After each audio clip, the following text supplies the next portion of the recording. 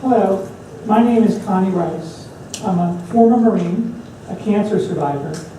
I have 3 great sons, all Eagle Scouts. I'm an avid cyclist, I'm a techno-geek, and I'm transgender. Just about 5 years ago, I transitioned in the workplace at my previous employer. But really, I'd been on hormones 2 years before that, and bootleg hormones from overseas a year before that. And really, I'd struggled with my gender identity my entire life. I came out to my parents in the early 1970s when I was in 7th grade. It didn't go well. Fast forward 40 years. In 2009, I had thyroid cancer. I survived, but something inside said that I couldn't ignore this gender thing any longer. In 2010, I started getting laser hair removal and taking bootleg hormones. I didn't see a therapist. I made up my own doses. I didn't tell my family. I dealt with none of the ramifications of what I was doing. In December of 2010, at Christmas, I had a complete breakdown. I couldn't even speak. I was incoherent and suicidal. My family finally found me and managed to get me to an emergency room. That got me to support groups, therapy, and my transition under medical supervision began. I tell you this to set the stage. My employer knew none of this. They didn't know I'd been struggling with this since I was a child. They didn't know I was on bootleg and then later medical hormones. They did not know that I'd had a complete breakdown. It's painful for me to relive those times and to discuss the crying, the deep depression and fear. It's hard to think about the costs that I paid both in relationships and finances. I had no idea what I was in for. The pain was bad, and many times I just wanted it to end. But I weathered through it. I made new friends, and my family helped me when they could. Many nights, I would just sit and cry. My life was built on sand, and I could see it slipping away. It's pretty daunting, changing gender at my age. Imagine your life as a Scrabble board. You've spent your whole life spelling out words on the Scrabble board: family, career, friends, hobbies. And then you begin transition. You start taking estrogen or testosterone, and you take that board and you flip it in the air. You have no idea where those pieces are going to fall. You don't know who's going to stay, who's going to go. Things will change, and things do change. But transition is not a choice. No one chooses to transition. You transition because you must. But it will be a roller coaster ride. I know that I was afraid of losing my family. Coming out, really coming out, and explaining what was about to happen was very difficult for me. I had to come out to my kids, and I was lucky. And eventually I came to an understanding with my wife. In fact, she has saved me more than once.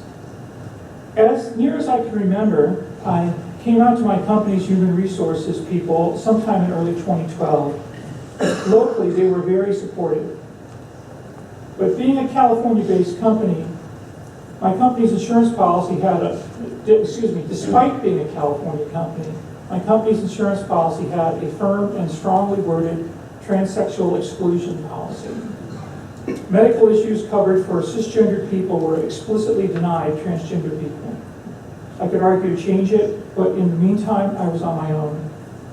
Most people do not understand the financial costs of a successful male to female transition for a professional person at my age. Laser hair removal, electrolysis, therapy, hormone replacement, surgeries to correct primary and secondary sexual characteristics, surgery to correct years of testosterone effects to my looks, voice therapy, clothes, wigs, hair transplants, and legal documents can add up to well over $150,000. A friend calculated that she spent $180,000. I was overwhelmed.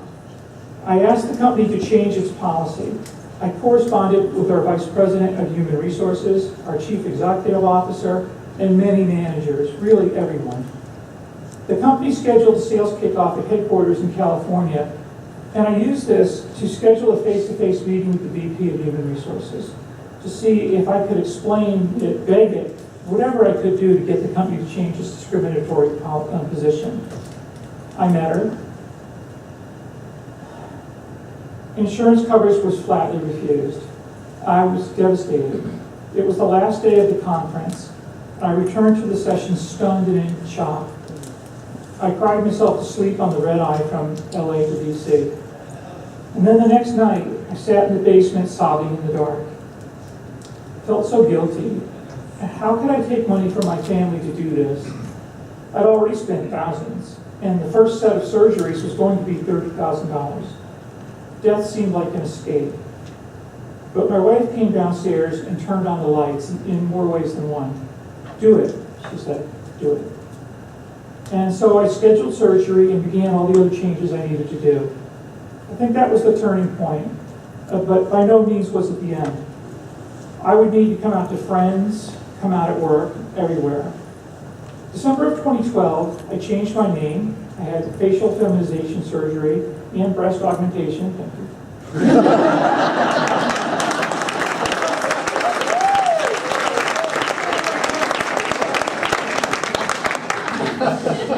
December 21st of 2012, and returned to work after Christmas break as Connie. I've been coming out to family and close friends for several weeks. I helped the company design an education presentation on transition and what being transgender meant. I'd also written an explanation letter to my team. It was released to my division while I was in surgery. In the months that followed, I looked like hell and struggled to live my new life. I fought the fear and guilt and the dark monster that came with them, and I watched my funds dissipate. To pay the bills, I sold some of my bikes, guns, cashed in stocks, instituted a home austerity program.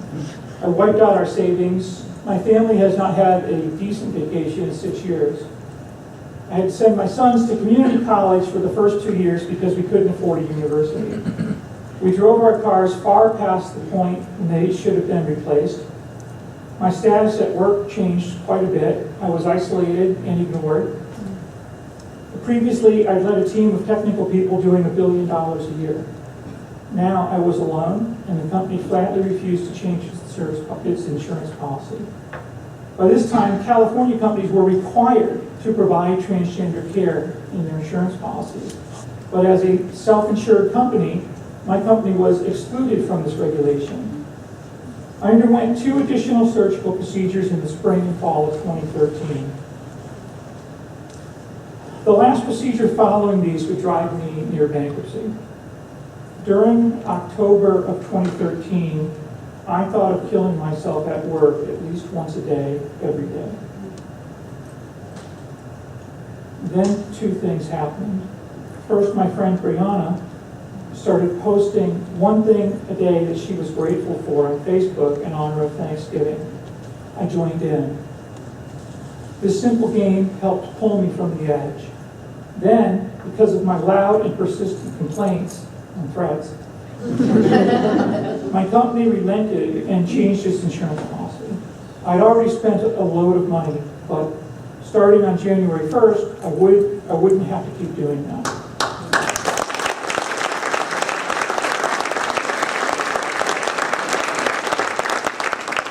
I scheduled my gender confirmation surgery for the second week in January of 2014.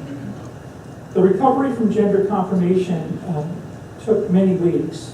I went on short-term disability, then I returned to work. I was happy that I'd done it, and I'm still happy. But transition had wiped out my savings. I never really forgave my company. How can you stay at a place where you spent days and weeks thinking of suicide at work? Did my company know that their policies had driven me to depression and suicidal thoughts? Did they realize that I'd become isolated and was no longer a part of the team? Did they know that I was financially destroyed? They should have known, at least part of it.